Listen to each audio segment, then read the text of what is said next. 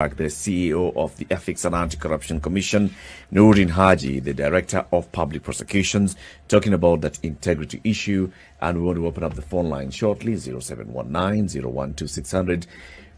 But DPP, you were quoted in the media a couple of weeks back with regards to continuing charges against officers who were facing corruption in court.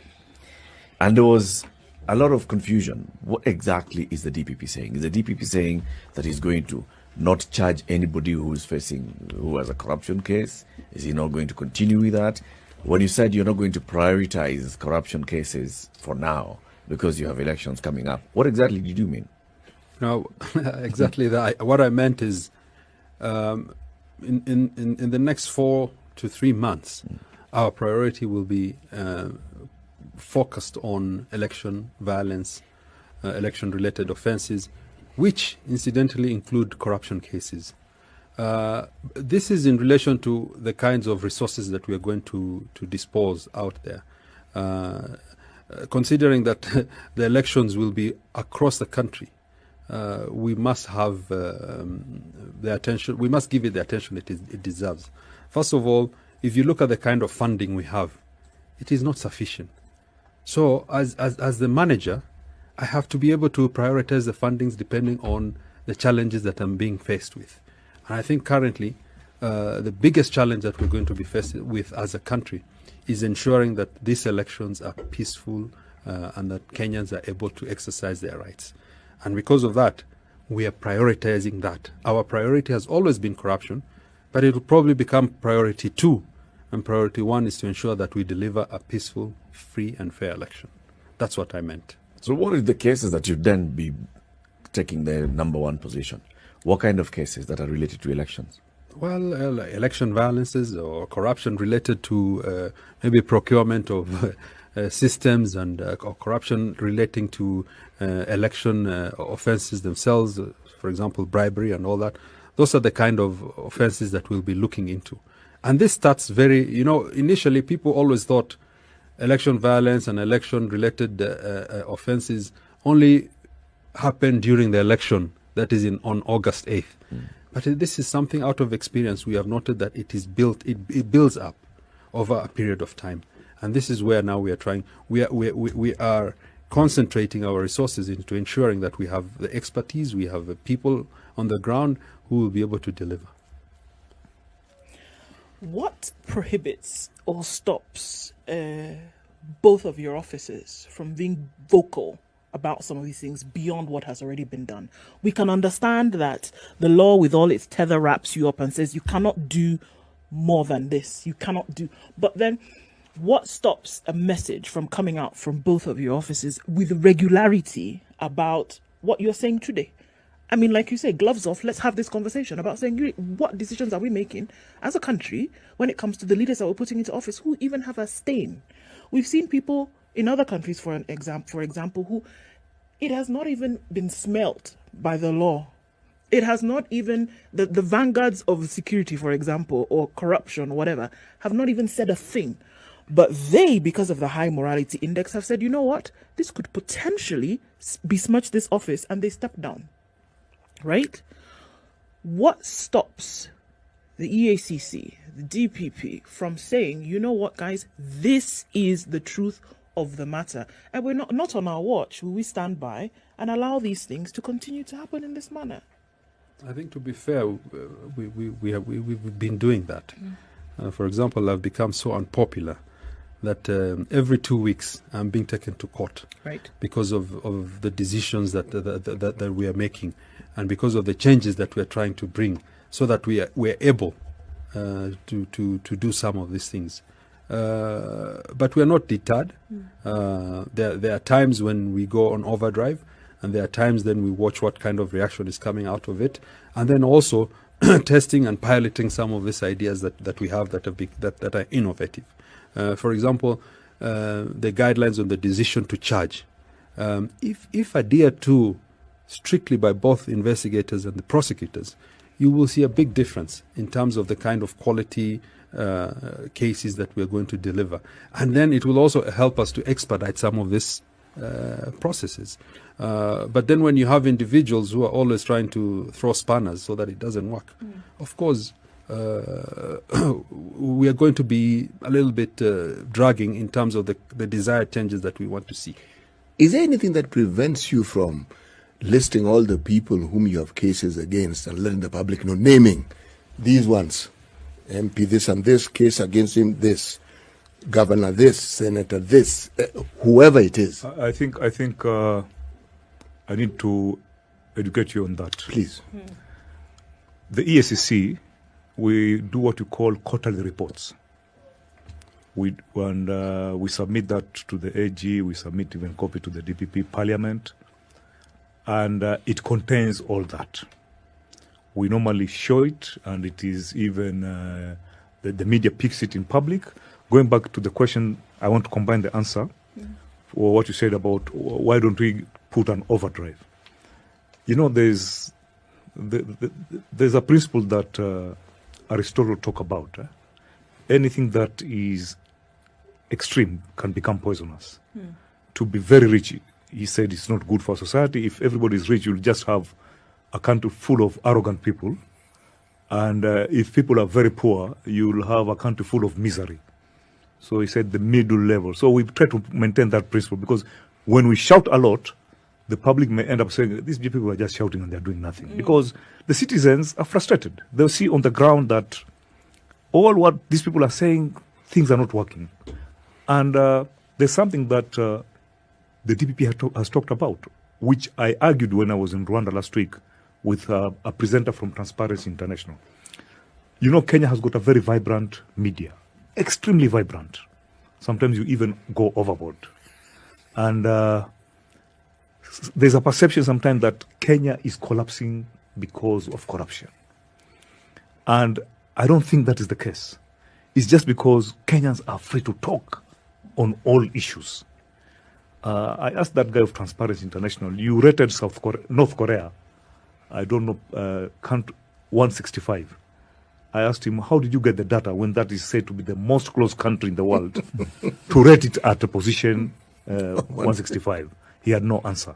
So going back to your question, is that the effort to address corruption is a societal challenge. Let us not over-condemn the politicians. We have good politicians. And equally, we have bad politicians. We have good citizens. We have bad. We have our own challenges as institutions, budgetary problems, and inability to maintain, to keep staff in our places of work because they go for better places. They are young generation. But let us keep on asking these big questions. Let the citizen know that they can contribute a lot in the future of this country. And the good thing about this country is that it is 70% youth. You know, when you talk of youth, you're talking of future. People like us now, we crossed that youth bracket, and now we're just observers, trying to see how the youth are moving. It is up to the youth to get young, focused leaders of their age group who are able to articulate their problems. And you'll find that with time, the way NOORDIN has said, this country, as much as we make noise, this country is driven by institutions. Most of the countries in Africa, they are one-man show. Here, this is a country driven by institutions. They are very strong institutions, although there are challenges and we make noise, but there is future, and the main people to drive this are the citizens. So the citizen in this country should be advised, don't let the politician determine your future. Determine your future by getting the right politician, irrespective of their party. And you'll find this country, it will prosper very fast. Barack, CT here will tell you that he feels that Kenyans love their corruption, this variety of corruption. So here we are saying that actually the onus lies on the electorate to make the decision about who, if you're going to allow said characters to come back. But it is the same electorate, it's the same people who want to ask a leader who has come back to the community, where is your big vehicle? Where is your this, that's the other thing? That we like the corruption, we imbibe this corruption. So then we're asking a group who is not as sanctified or sanitized to make a decision and hopefully to, turn over these individuals. Do you agree with that? In all your dealings of seeing things happen, that one. Do you think that's true? That one is true and is not true. It's true because I remember. I keep on giving this example. I remember when I was in Form 4, 1983. There was a minister who was sacked, a long-serving minister.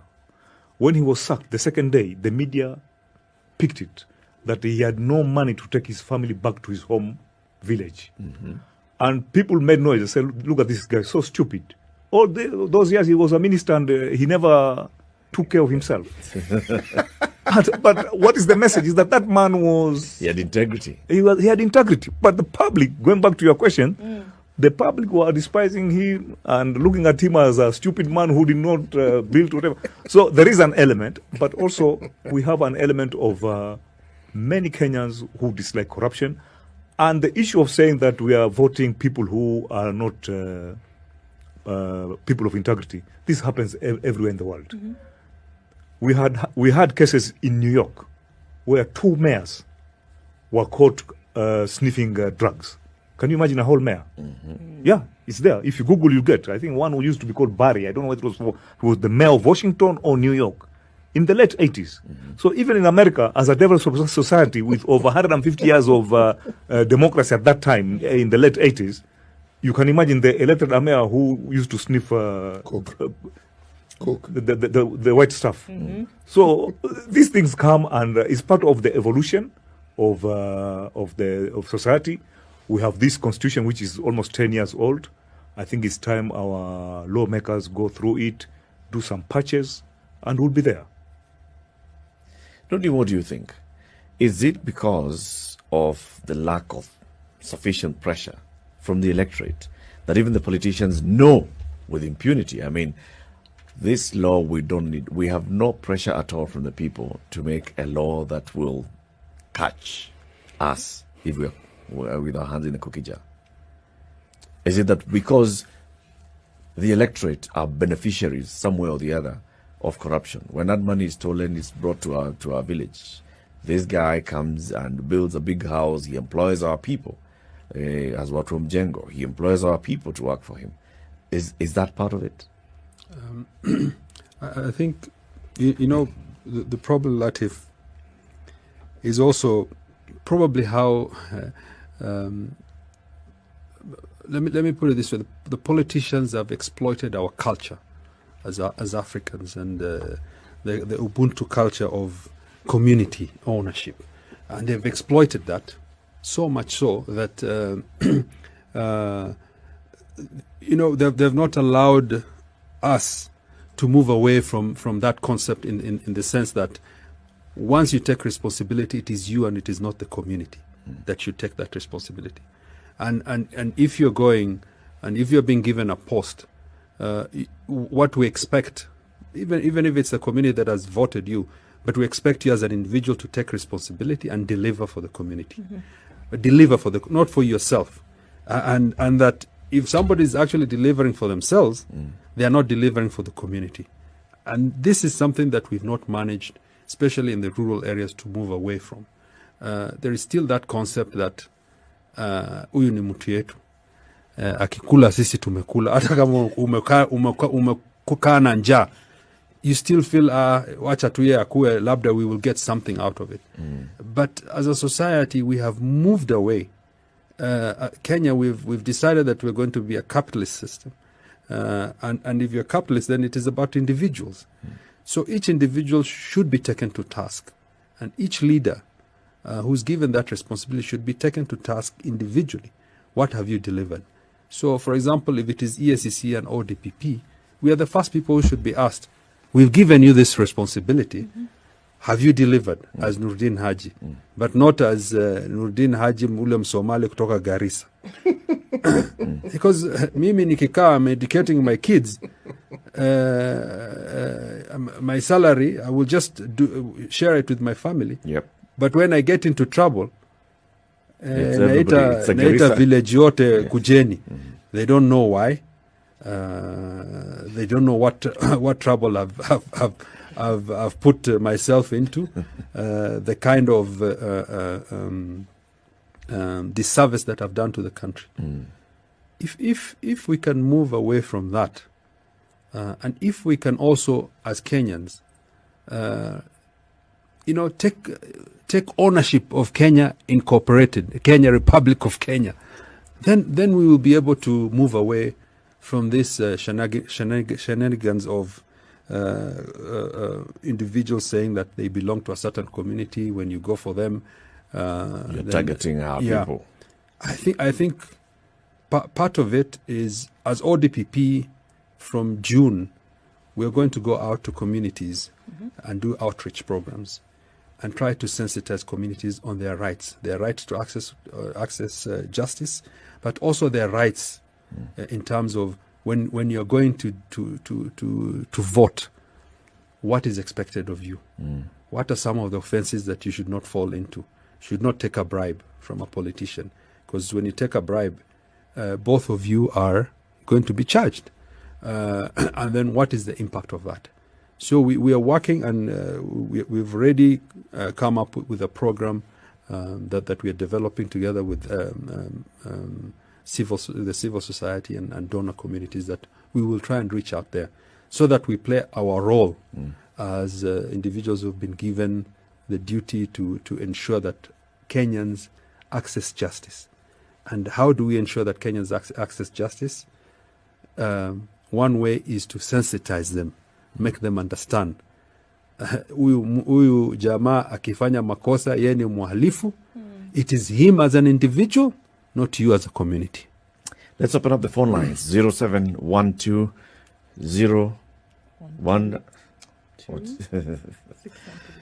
0712-019-600. That's the phone line. Call us right now. Speak to the ODPP and the EACC. So we're talking about the integrity question this morning with the two institutions.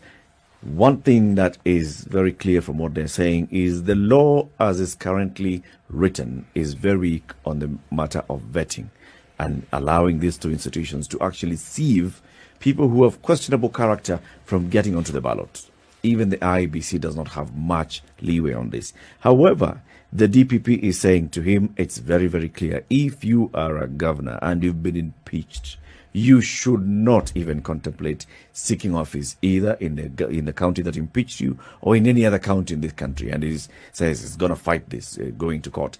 Talk to them, 0719-012-600. Please call in right now. Even as we look at, moving forward and saying, okay, here we are. There's an election coming up in the next 3 months. Here's an opportunity then for people. Do you think that we're looking at years and years of compounded behavior, that it doesn't matter who it is, you would vote them in because of what they're able to do for you? Do you think it's possible to at least even start to chip away at that mentality?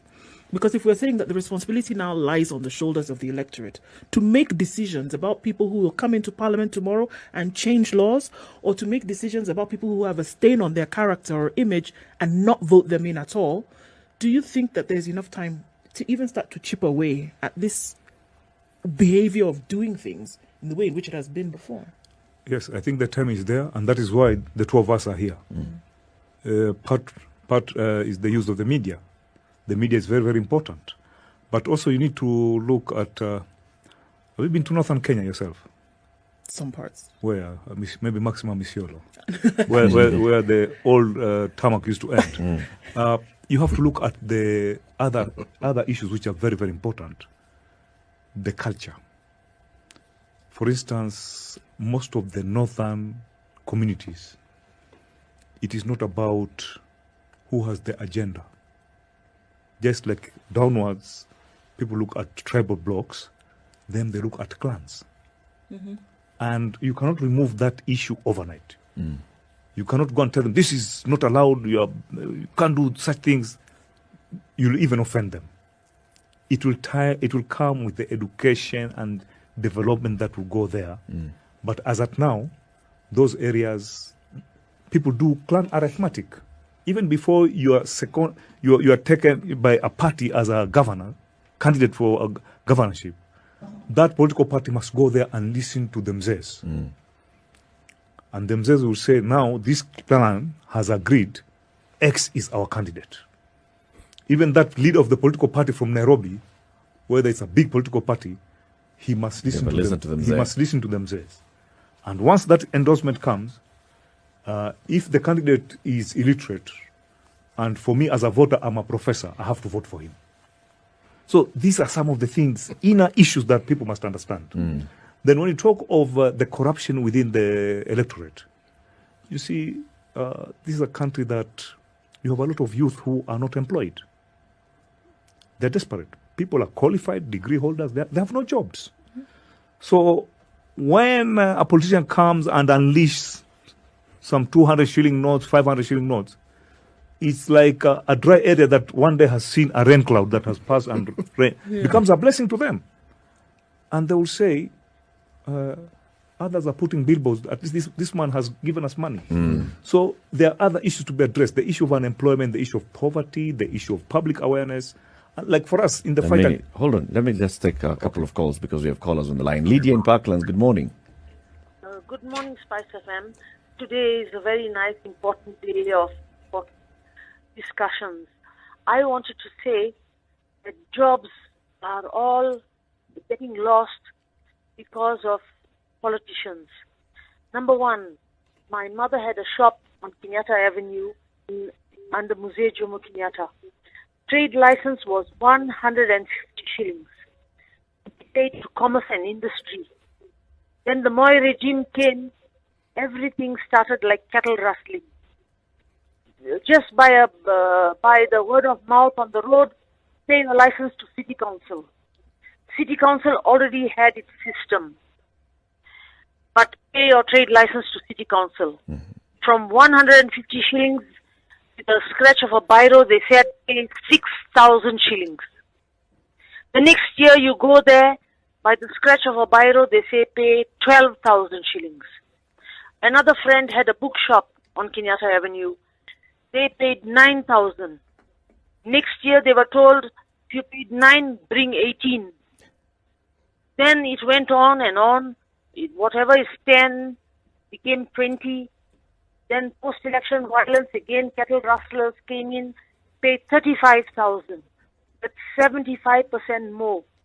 The following year, pay 4,500 for fire license protection, whatever. It's just on and on. Cattle rustlers should not come back again. Thank you, Lydia. Thank you very much. Let's hear from Alan in Buruburu. Good morning. Yes, good morning, Spice FM. Morning. I appreciate you. One more time, I've disappeared for a long time. I was handling a legal case. Karibu. But I thank NOORDIN HAJI. His ODPP's office has stood and directed me in a good way. And then also the Twali Mubarak, both gentlemen have got good ethics. That's why they stand out in public. And they have made enemies amongst the corrupt people. But the true thing about Kenya is Kenyans love corruption. But there's something that would have saved Kenya. The lifestyle audit, had it been done over 1 year ago, a lot of these funny politicians would not be running right now. But there has been undermining, and that's why I called for a revolution. A revolution is a change of mindset also.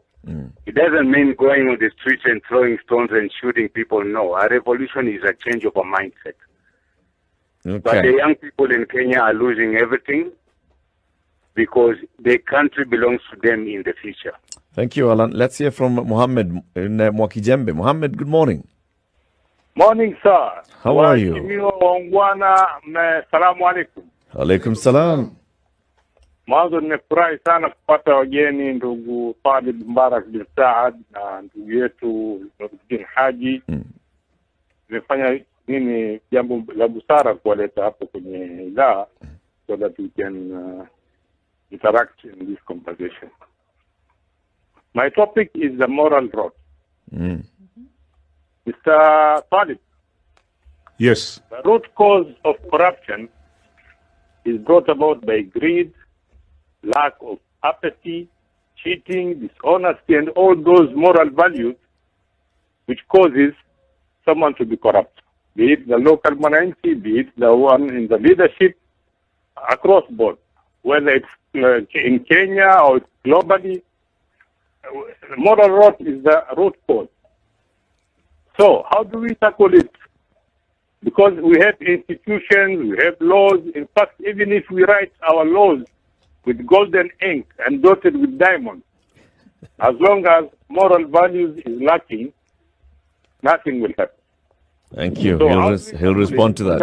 Ideas to Mr. Eric several times, but they come up with topics which are very interesting, like habitat, nutrition, and all that. But anything to do with moral values, they also not. It appears either they are not keen or they abhor that subject. Thank you very much. Asante. Before you answer that one, let's hear from Salim in Mombasa. Good morning. Halo. Hello, Salim. Habari asubuhi. Salim, naomba uzime redio yako tafadhali. Halo, habari asubuhi. Salama kabisa. Bwana, mimi nataka kumuuliza huyu bwana NOORDIN HAJI. Kuhusu hili swala la Sonko kutolewa Nairobi kwenye ugavana kuja kupigania Mombasa. Maanake ikiwa kule yeye alifanya mambo ya corruption akawa impeached. Sasa huku Mombasa ndo ankuja ili apate kuiba ama ndo vipi? Sasa unataka bwana DP pia kujibu vipi? Swali gani kwa? Aniambie kwamba kikatiba yeye aruhusiwa kusimamia. Okay. Sawa, atakujibu. George in Nairobi. Thank you so much. Good morning, everyone. Good morning. Yeah, thank you so much, Bwana DPP and Bwana NOORDIN HAJI and the EACC guys for the good work that you guys are doing. My main question is that since that the two work together, can they actually share their knowledge to make work much more easier and faster? If they can invest into knowledge management systems, all right, that can help you in a better way. This is sharing knowledge between the two institutions? Yeah, and other stakeholders also. Okay. Asante. That can make it easier. All right. Let's take those ones first before we pick other calls. Let me talk about the moral values. Yes. I know he asked in Kiswahili, but I'll reply in English. The issue of moral values is not EACC to start educating people. Moral values start the day you are born. When you start crawling, your mother starts showing you this is fire, don't touch it, the good and the bad. And in sociology, we say we have agency of socialization, which start with the parenting, the environment outside, the education system, the state, and finally the state in terms of correctional services. Imekatana zawe ni unakula bangi ama ni mwizi jela. So we are having a very big problem in this country in terms of family values. Today, many children are brought without proper parenting, and it's not about single mothers. It's about parenting. Families are not there for their children. The families are being brought up by house help. The mother is not there fighting to get some earnings to make the kids survive. The fathers are nowhere to be seen. They are chasing wealth, building careers, and we look at that in Assam as success. When these kids grow big, you hear something that you cannot even imagine. A child has taken a panga or a pistol, he wants to shoot the father. Maybe it's from the elite family. So we have neglected parenting, and what we are doing right now is like what that guy asked me, what are we going to do as EACC? EACC has got 1,000 staff, and Department of Ethics has got 80 staff. So I don't know what we can do for 50 million people with 80 staff. What would you like to see happening in the society? In the society is that as much as we are embracing modernity, as much as now marriages, they are becoming very fragile, many people are opting to have single parenting, and those who have married, they tend to neglect the children and the mothers. We need to support the mothers. We need to support the families. We need to have time with our children. We need to have time with our friends. issues are coming out now. Suicide is becoming very rampant in institutions that are very demanding. Before, that was not the case. There is a rot in the family upbringing, irrespective of which religion you belong to, which tribal group you belong to. There is a problem in how we bring up our kids. And in the long run, this is a time bomb for this country. Respond to the issue of lifestyle audit. Lifestyle audit, it's a very complicated issue. Many people will be shocked that as the head of EACC, I will tell you in black and white, there is no country in the world that has got laws in lifestyle audit. We were trying to work out on that, and we are still working out on that. We are stuck. We noted there are only about 2 countries that have got some semblance of laws on lifestyle audit. One is South Africa, and one is the country that is now in a war, that is Ukraine. And when we went deeper, it was not lifestyle audit because they want to see accountability. There's a hidden political agenda within that lifestyle audit. So we went to big countries like Italy, we went to USA. I can bet there is no formula of lifestyle audit. Lifestyle audit is the public, the media. It has happened. I remember there was a time in France, a minister, the media highlighted that he bought a very, very expensive flat in one of the most expensive areas of Paris. And they said, look, this guy was just a lecturer 6 months ago as an economist. How did he manage to get this flat? And the pressure was too much on that guy until he resigned. So the only time we can do lifestyle audit here, it is us, the citizen, the media, who will come up and blow up these cases, and it will take care of that. But having laws on lifestyle audit is so complicated. The interests are very high. You find even the developed world, they're not interested, because at the end of the day, the architect of putting a lifestyle audit and approval will be a politician, and that is the only person. That is a person that you have targeted in the exposure of corruption. And I just need to bring to attention that I was reading a book on corruption as a global problem, and you'll be shocked. The developed world, they have a lot of corruption. It's only that it's high tech, and they say that there's an engine or a machine is composed of 2 elements for it to work: power and politics. And that machine, the fuel is corruption. So you can see the correlationship that it takes time. It will be difficult to have a document on lifestyle audit. And there's another problem also on some of these laws. Sometimes when you see politicians are not in favor of certain laws, let's not over-condemn them. They fear vendetta, because some of those laws can be used for political witch hunt. It happened in Brazil, where the former president said that he was jailed because he's too influential, and the laws were used against him to lock him. So we have to understand it's a very complicated circuit. Noordin, respond to the issue of that has been raised. Impeached governor seeking election. Just for clarification, again. Yeah, as I said, my opinion is that once you're impeached, you should not be able to run for office anywhere in this country. And I think myself, as the DPP and ODPP, will exploit all avenues to ensure that this message hits home. And such individuals are bad. I have nothing against Sonko or anybody else. It's just the law. And it's also about our country. There must be a semblance of respect for the rule of law. How about in a case where a governor you've taken a governor to court as the ODPP, and the court has barred the governor from accessing office. Now, we're coming into an election.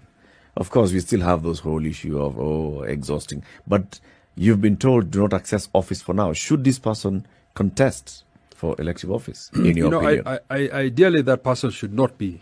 But then again, we go back to the issue of whether we have a conviction or not.